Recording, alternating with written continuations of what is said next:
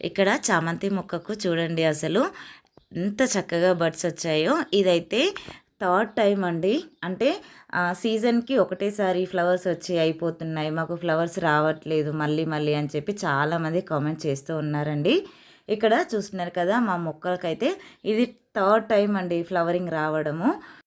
ఈ చామంతి మొక్కలకి ఫ్లవరింగ్ పీరియడ్ వచ్చేసి నవంబర్లో బడ్స్ స్టార్ట్ అయ్యి జనవరి వరకు మొత్తం ఫ్లవర్స్ అన్నీ కూడా ఎండ్ అవుతాయండి. మనకి ఫిబ్రవరి నెల సగం అయిపోయిందండి, అయినా కూడా కొత్త చిగుర్లు వచ్చి మొగ్గలు ఎంత చక్కగా వచ్చాయో చూడండి. మా గార్డెన్లో చామంతి మొక్కలు మా గార్డెన్లో పూలు పూయగానే చనిపోతున్నాయి, నెక్స్ట్ ఇయర్కి ఉండడం లేదు అని అంటున్నారండి.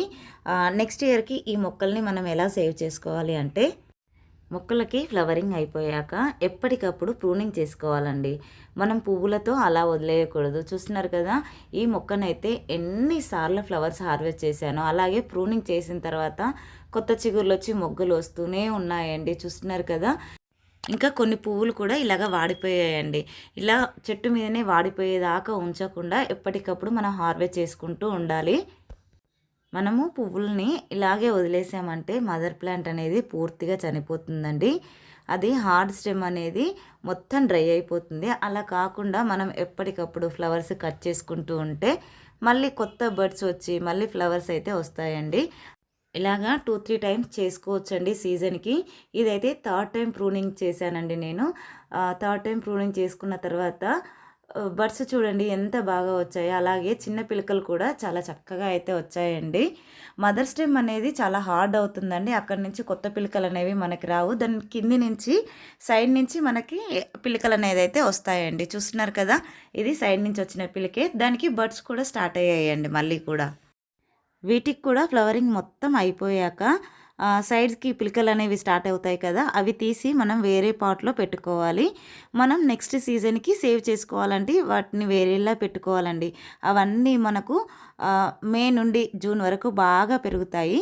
అలా పెరిగిన మొక్కలతో మనకి కావాల్సినన్ని మొక్కలు రెడీ చేసుకోవచ్చు. ఇవన్నీ కూడా నాకు దేశీ టైప్ వెరైటీ అండి, చామంతి అన్నీ కూడా దేశీ టైప్ అండి. ఇప్పటి వరకు మన గార్డెన్లో ఒక 15 వెరైటీస్ ఆఫ్ చామంతి ప్లాంట్స్ అయితే ఉన్నాయండి. ఇక్కడ చిట్టి చామంతి చూసారా అండి, మొత్తం కూడా ఎంత చక్కగా బడ్స్ తోటి ఉందో. మొత్తం ప్రూనింగ్ చేశానండి. ప్రూనింగ్ చేసిన మొక్కల్ని చూస్తున్నారు కదా, సైడ్కి ఇలా పెట్టేస్తానండి. అది వెంటనే నాటుకొని మనకు ఒక 20-30 డేస్లో అయితే చక్కగా బ్రతికి కొత్త చిగుళ్ళు అనేది అయితే వస్తూ ఉంటాయన్నమాట. నేను ఈ మొక్కల్ని ప్రూనింగ్ చేసుకున్న తర్వాత పడేయకుండా ఇలాగా ఖాళీగా ఉన్న పాట్లో అయితే గుచ్చుతూ ఉంటానన్నమాట. చూస్తున్నారు కదా, చిగుళ్ళు అయితే ఎంత చక్కగా వచ్చి మొగ్గలు కూడా ఎంత బాగా వచ్చాయో చూడండి. నెక్స్ట్ ఇయర్కి ఇంకా చాలా వెరైటీ చామంతులు అయితే చూస్తారండి. ఈ చామంతి మొక్కల ఆకులు అయితే డ్రై అయిపోతూ ఉంటాయండి.